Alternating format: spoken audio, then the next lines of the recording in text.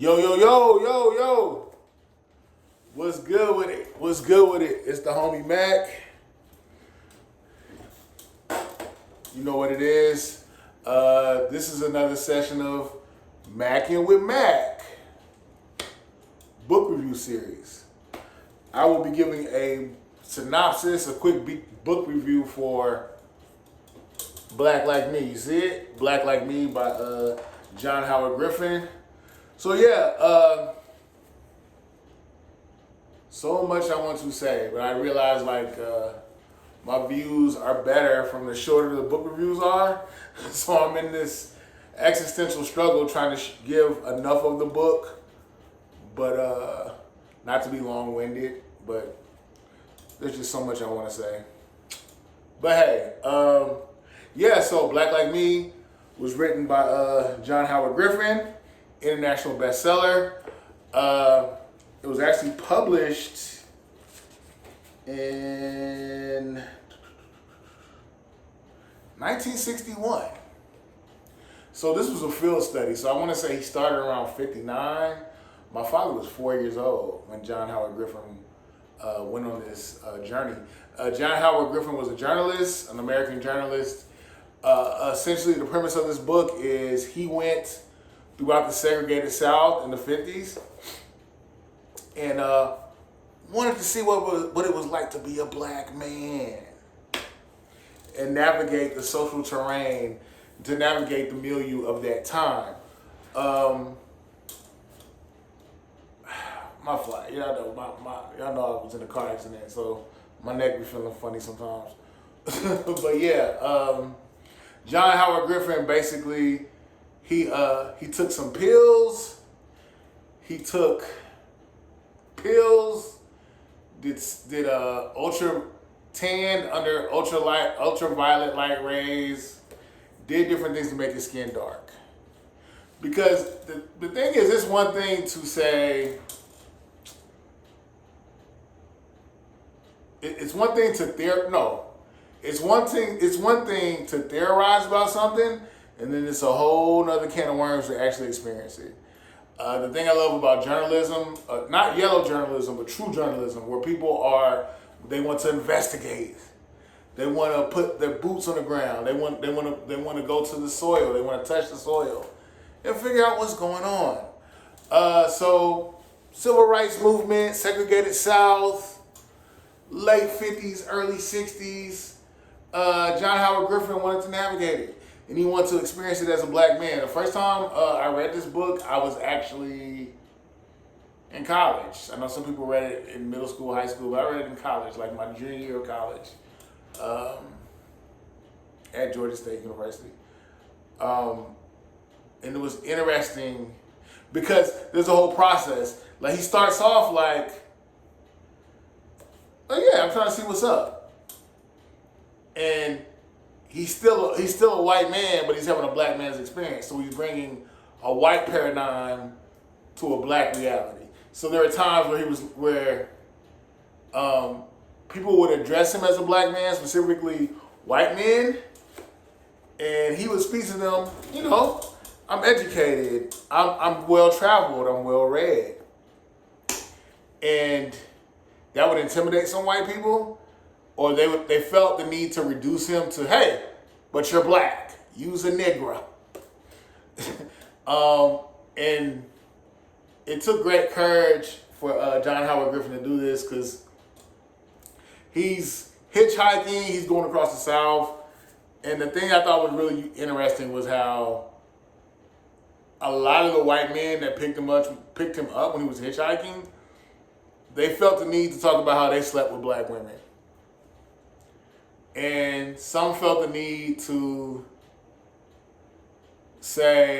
ask him, "Oh, I know you desire these white women's. I know you wants to sleep with the white woman." And the thing about the book, the thing that was really interesting is you see how he starts off on a level, but the more disrespect he gets, the more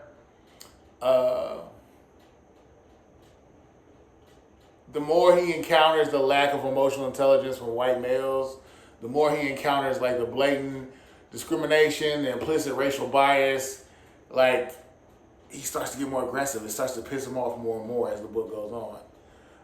They go from, again, there was someone who told him basically like, yeah, these black women understand they got to sleep with us to get a job. And they even go further. Wait, did I say this already? I don't know. I'm on 10 right now. And they said, we know you want to sleep with a white woman. You ever slept with a white woman?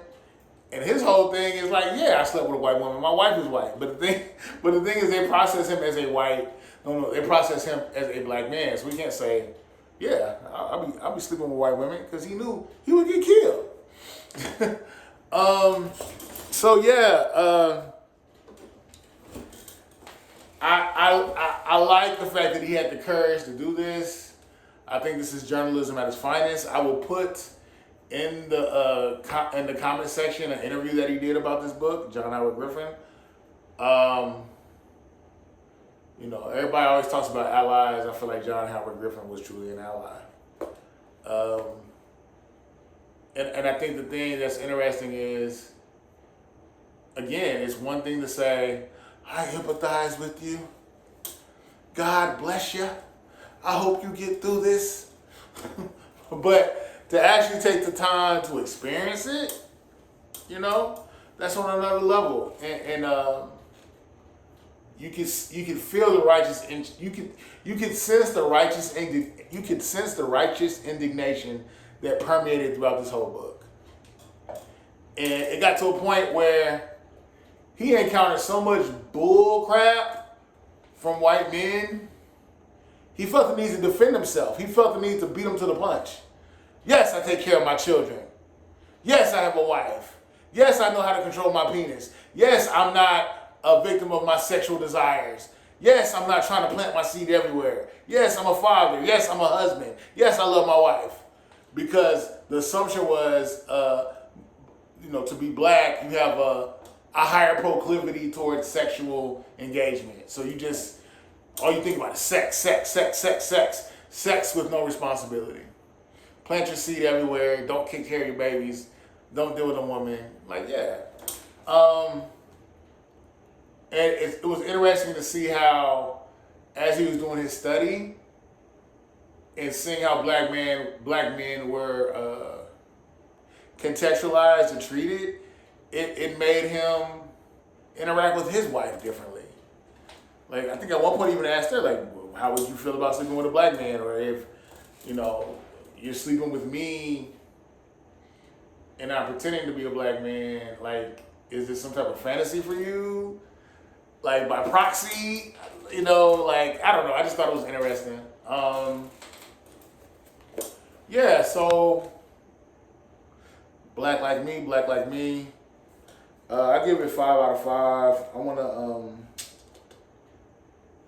quote something from this book.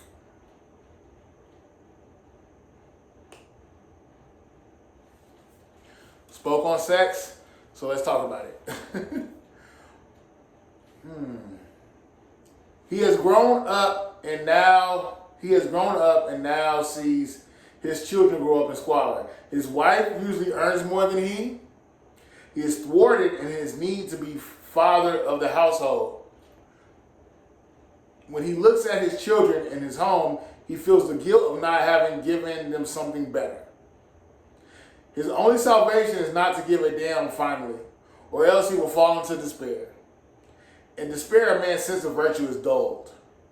He no longer cares. He will do anything to escape it, steal, or commit acts of violence, or perhaps try to lose himself in sensuality. Most often, the sex king is just a poor devil trying to prove the manhood that his whole experience denies. This is what the whites call the sorry nigger. Soon he will either desert his home or become so unbearable he is kicked out. This leaves the mother to support the children alone, to keep food in their bellies. She has to spend most of her time away from them, working. This leaves her children to the streets. Prey to any sight, any conversation, any sexual experiment that comes along to make their lives more interesting or pleasurable. To a young girl who has nothing, has never known anything, the baubles she can get, both in a kind of crude affection and the gifts of money, By granting sex to a man or boy, excuse me, by granting sex to a man or boy appeal to her as toys to a child. She gets pregnant sometimes, and then the vicious cycle is given impetuous. In some instances, the mother cannot make enough to support her children, so she sells her sex. She sells her sex for what she can get. This gets easier and easier until she comes up with still another child to abort or support. But none of this is Negro-ness. So yeah, I like how he outlined